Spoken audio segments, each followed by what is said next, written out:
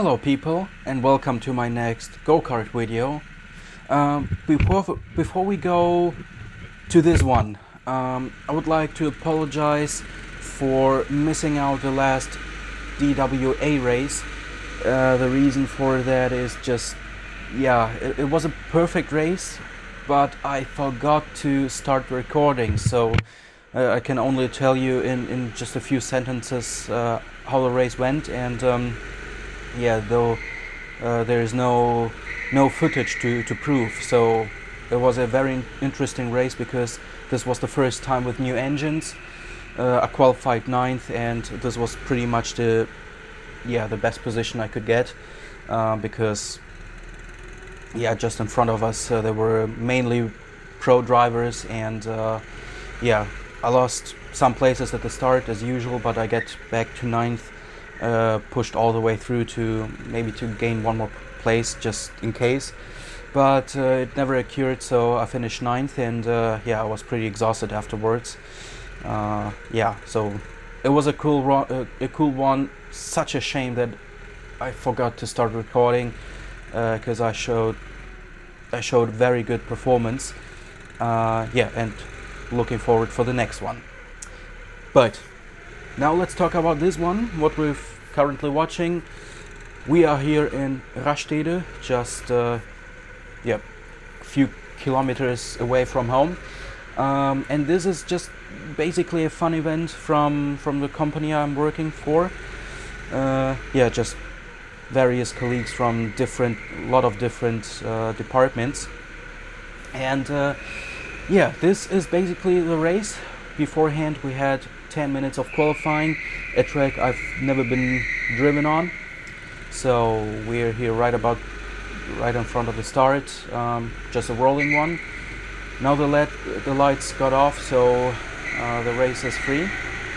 I'm in 4th place, just hunting down those guys in front of me, and as I said, I've never been here on this track, so I got basically 10 minutes time to learn this track.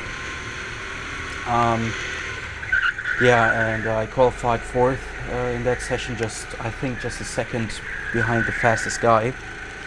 On the outside it was quite a bit tricky. There's some drops of rain, so basically there was no issues for me. Oh, there's a slight collision. I couldn't avoid it because the guy just slided away, and I just took the corner properly. But yet another indoor experience for me. I think this is just my second one, I guess. Something I'm pretty inexperienced at, and I try to use that very direct steering to get around all those corners. Try to shortcut the line, to have the shortest line overall. Maybe in some cases it didn't really work. In some places I used the wall, used the barrier to just slide along, which makes me definitely faster. In this corner I try to really stay on the inside line. Here from the outside, just late apex corner, because it's very tight on the exit. Now we go again into the indoor part. This has been very tricky. I missed the braking point completely in my first 2 laps. And still in 4th place. It's so difficult to overtake here. It reminds me pretty much of Monaco. You just 1 or 2 overtaking possibilities. This one is very, very narrow. You can only overtake unless the front man does a mistake. Now I get a very good exit out of that previous corner, so very close on his tail. Now I don't know, maybe he lost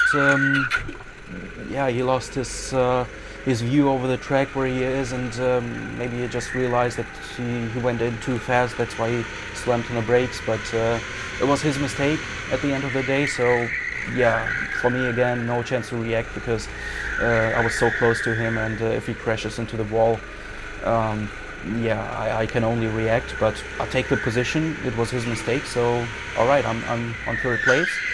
Actually a place I wanted to have, because the first.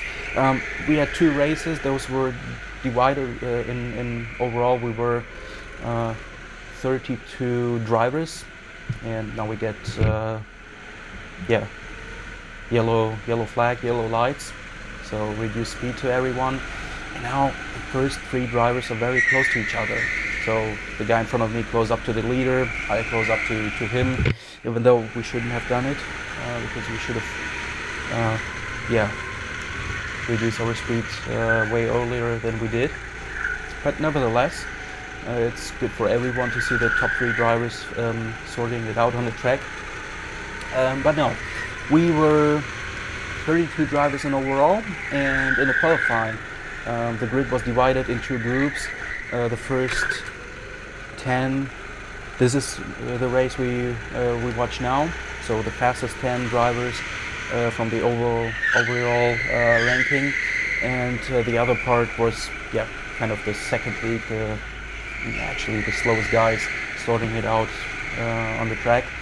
And I'm in the first group, so actually one of the fastest here, which kind of feels great, even though I'm possibly the most experienced driver in terms of go-karting, even though, as I said, indoor karting is not a thing I usually do, but still, it's pretty much the same, and the experience is pretty important here. And now we're fighting for the top 3 places, because the top 3 drivers of each category will get another chance to race against each other, but more details about it after this one. Now let's just watch how we go through here. I tried, especially in the opening stage of the race, I tried several lines there, different braking points, because 10 minutes to learn the track, it was enough to learn what's the next corner is, but 10 minutes still not enough time to learn the track properly and know how to drive there. So I experimented a bit in the opening stage of the race to get a better line, to experiment a bit with the braking points, and that's why I needed some time to get into the rhythm. And now we're getting closer to the leader.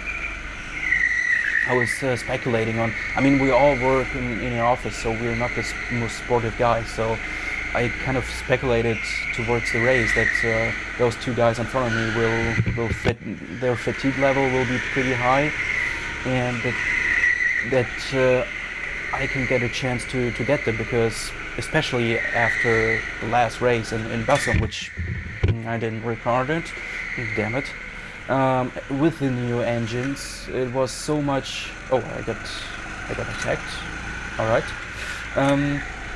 Especially with the new engines, there was so much more strength needed in your arms to steer the car, because they have so much torque on the acceleration, and this made it really tough towards the end. So I'm pretty much practiced in those things, not really, not like a professional driver, but still more than normal, usual office guy, So this was something I speculated on, that they will fatigue in the duration of the race, 20 minutes time of getting in the position. But now we have the issue which Formula 1 drivers have in Monaco a lot of times. You are close enough, but you cannot find the right spot or the right position to overtake. I tried several lines. I tried to shortcut more or less to go to that hairpin more directly, but it compromises my exit. So I tried to work on the exit pretty much. I don't know why the guy waved the blue flag. This was my chance. I saw a little gap he closed it. Oh, all right, I'm sorry that we collided.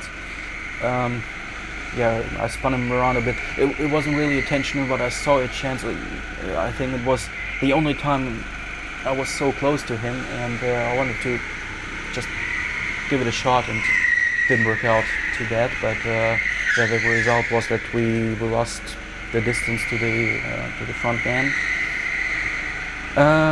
Yeah, I apologize immediately.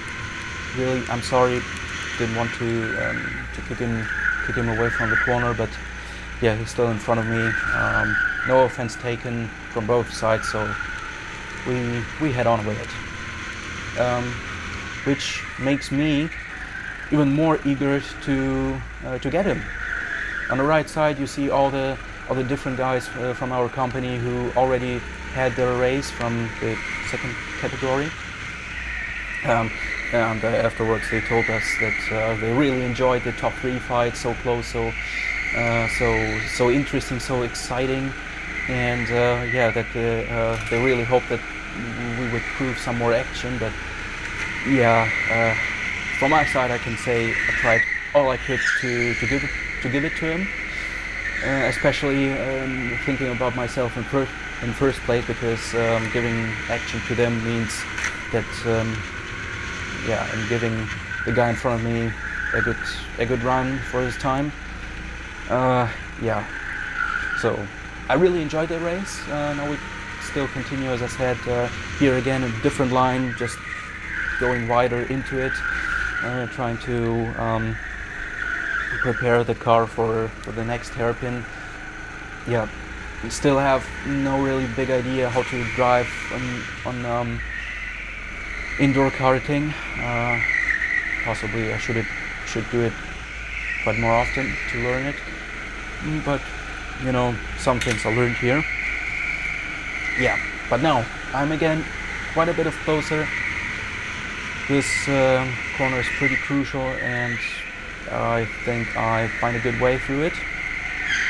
Yeah, this part just flat out quite a bit of dangerous. If you're side by side with the driver, you either have to brake or you just crash into the tire barrier.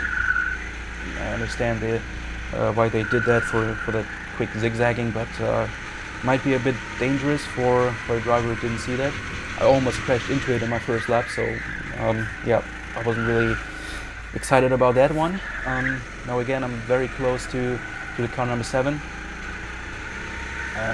Again, not close enough to attack, but now he makes a slight mistake, now compromising his entry into the second hairpin. Now this one he got right, and once again not close enough to get the chance. In this corner I really struggled with the last one, because look at it, he's pulling away from me again, so that I will have to close up to him in those corners where I know that I'm pretty good at it, you know. And this pretty much influences the entire lap, because I'm on this exact place. I'm not close enough to give it a try here. Now he runs wide, pretty close again, but not close enough. Not enough space to try bomb a dive bomb there. This corner he nailed it again, and so it was kind of a waiting game. As I said, I tried to stay calm, to wait until they lose their energy and slow down. So fatigue level was my pretty much my only hope towards the end of the race, but it didn't really appear. Again, here I tried to go in the wide line, because I tried it several times. If I just go towards the corner, even though with the slightest steering input, the rear tires keep sliding, and this messes up my exit from the corner. And if you consider that this is a very long flat out part, even though the S's are pretty easy to drive, it's pretty important to get the exit right. So for me, it wasn't a big solution to cut the line short and just driving towards the hairpin.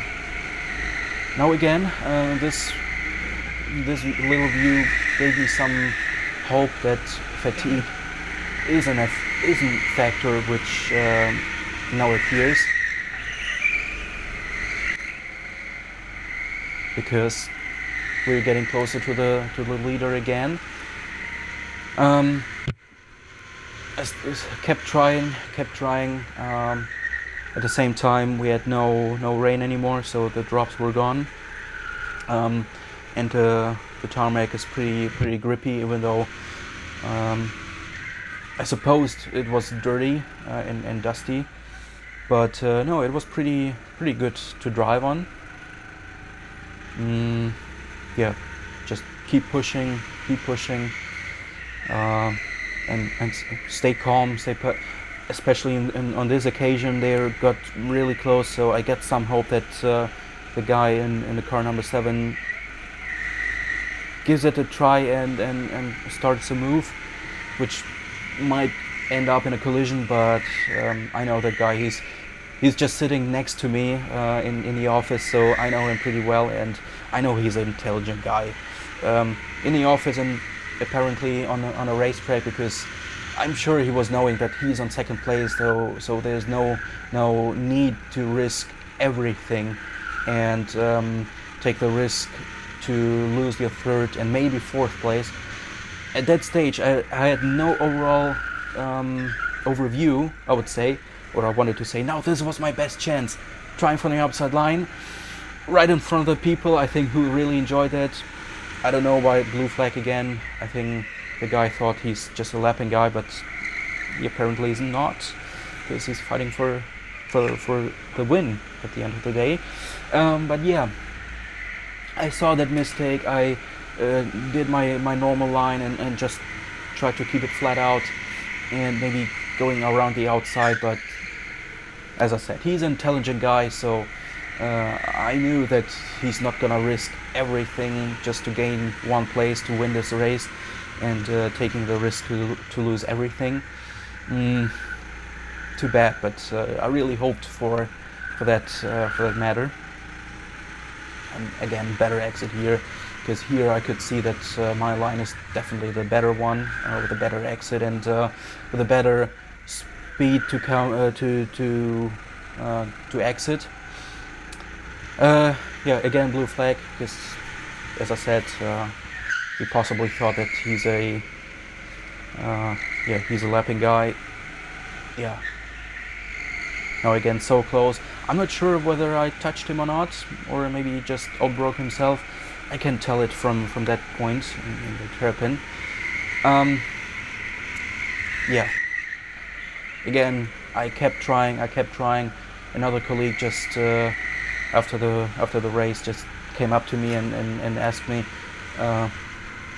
you really were like a tiger, weren't you? You wanted to get him. And I replied, yeah, I wanted to get the second place because I was knowing that I was faster. But on the outside, I have to say that our best times in this race were just 0.3 apart. The top 3 drivers were just 0.3 apart, and I had the second fastest time of this little group. The fastest obviously had the leader, obviously because of free track, but I don't think it was a factor here.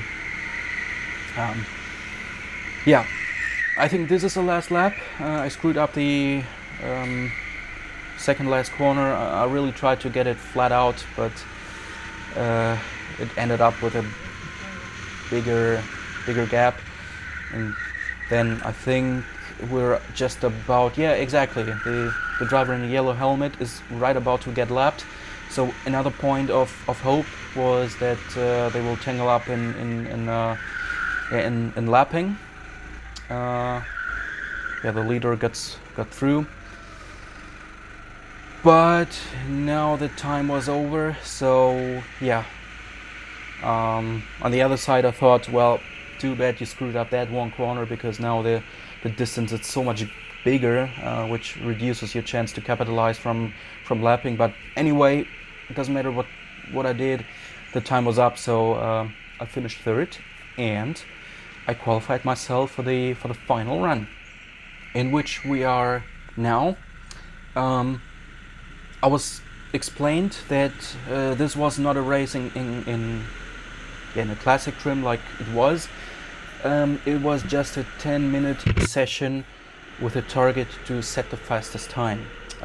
That's why I started pretty late. Let the guys go, because as you know, it's better to have a clean lap, and it's all about to set the fastest one. So yeah, I just cruise out of the box. I didn't want to heat up the tires, because my experience shows that throwing the car left and right means that the engine will swallow even more fuel, which sometimes it swallows too much, and it just shuts off. So I thought, let's just go, let's just keep the gap again. So giving a peace sign for my colleagues watching us. And just give it a go. The tires will heat up in the direction of the practice, and let's go then.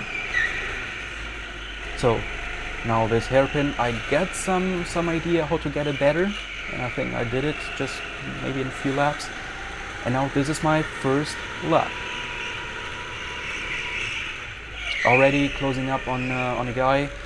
I mean, I do understand. It's all about having fun. It's all about being rewarded for your hard work and for your success we've had over the last year or 1.5 years. So those guys also want to have some fun, even though they're so painfully slow. Because I'm kind of different guy. I want to win anywhere. Doesn't matter how much space I would leave to the cars in front. I will always close up to them. So it was a bit tricky.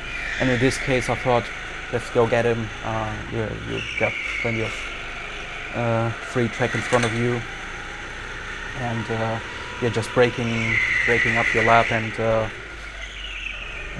slowing down for entire lap will make me lose more session time. So I decided to just go for it, overtake him. The lap is screwed anyway because of overtaking and slowing down.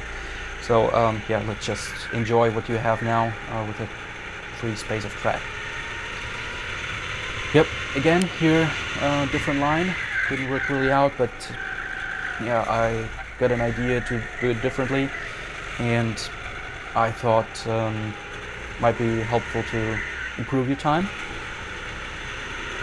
This one was not as perfect as I wanted to have it, but as I said, it's just the second lap, so we got plenty of laps to do. One lap takes around 57, 58 seconds, so approximately 10 laps in the session to make. But I saw that guy in front of me again, closing up to him. It was not really good, but I saw the other guy in a red helmet coming towards me, and even in front of him I saw a pretty clear track, because those three guys are those ones from the second category. Now I showed him, just move him aside, because I had the feeling I have a good lap, so I didn't want to get it screwed by him. The guy with the blue flag reacted awesomely to move him aside, and the driver also reacted perfectly to just move away when the flag got shown. I had no clue what time it was. Unfortunately, I had no timing email with all the list of my lap times. There, right in front of the finish straight, there's a screen with the positions, with the time. But as I was so focused on the exit of that last corner, I didn't really pay attention to the screen. So That's why I never really realized what my times was. Now closing up against the next guy. Oh, yeah, okay. I thought he'd just give me some space, but he didn't. It's alright. Yeah, I saw the gap, but now he just dives, bombs, drifts, whatever. And I was like, what the hell, dude? I mean, it's pretty obvious for everyone at this track that I'm the quicker guy. So I prepared this corner to work, but I don't know. I don't know this man. He's obviously in a completely different department, so I never really worked with him. But I think he misunderstood the rules, because he's fighting pretty good for his position. Even though I still don't understand why you're fighting for a position if you're 3, 4, 5 seconds slower. So doesn't. I mean, seriously, you should have seen me. I mean, I'm pretty pissed off at this moment, because come on, you pushed me right into the wall. It doesn't matter whether you are a professional driver, an amateur driver, or a first-time driver, but you should know that those things shouldn't be done. Obviously, the guy with the blue flag didn't show it, because the distance to the guy in front was pretty huge at that very moment. So of course you cannot just ask him. But now look, he's just again just moving into the middle of the track. I mean, I think he didn't listen when the rules got explained, because as I said, it's all about setting the fastest time you can do. It's not about fighting, and if he fights, he screws my lap, he screws his own lap, because he's compromising his line. So I didn't really understand. So I was kind of upset. I know, as I said, I still understand. It's all about having fun. It's all about having a good time and being rewarded for your hard work. But now I get him. I thought now he's giving up, because yeah, he's just. But he still, you get the blue flag. But I think he didn't even think about moving. Now he takes the inside line to protect his place. Again, putting me into a wall. Of course, you can say. I just tried to tell him, dude, this is not a race. Just let me by, man. Come on. But I saw his eyes, and really, his only focus was right behind the wheel, his driving wheel. So he had no vision for anything around him. And then I was thinking, come on, screw the guys, because slowing down and creating some space to him wasn't solution, because there was another guy right behind me who overtake both of us when I tried to wink him and tell him, dude, this is not a race. So after he overtook us, I saw that this is my chance to leave some space to him and get one more clean lap. I don't know. I didn't want to start a fight, to start a fire or something. Let him have some fun, even though he was driving really dirty. I mean, sure, you can argue that this was my decision to put myself into this place, and I could have just backed off by seeing him moving towards me. But he should have known. He also should have known that I'm there. That you cannot just push me into the wall like you do it in Gran Turismo or Need for Speed. You gotta acknowledge that if your opponent is right next to you, then give him a space, and don't push him into the wall like you do in video games. So I was really upset about it, and I just gave absolutely everything on this lap. I wanted to at least just one more happy ending in this one. So this one, perfect. In the previous lap, one colleague showed me that I'm apparently on a second place. So this is what my mindset, and I was thinking that he just showed it to me, and I thought just give it one last shot to maybe gain one place. That's why, yeah, I just really pushed. Now the yellow lights are on, but I was able to, or allowed to, finish off the lap. So I go around one more time, and we did it. Session's over, and afterwards the colleagues told me that right in this last lap I got the fastest time. I think by 27 thousandths of a second faster than a lap before. And yeah, I didn't know that at that time. I wasn't really angry or pissed off. I didn't even want to start a fight or anything. I mean, as I said, it's the reason why we're here is to get rewarded for our hard work over the last period of time, and we certainly were. We had some fun, so why the hell being upset about something which you can really look over it and don't bother. Now the race guy comes just to me explaining that he couldn't show the blue flag when I'm 10 meters behind. So I explained him the situation with the fights and his dive bombs, but yeah, as I said, I didn't want to be mad about it, so I just enjoyed the time with my colleagues. And yeah, this is it. This is my now just looking at my elbow. What a sexy elbow. Thank you very much for watching, and once again apologies for missing out the race in Bassum. Next time I will look at it twice before getting into the race. But for this one, thank you very much for watching and have a nice day. Goodbye.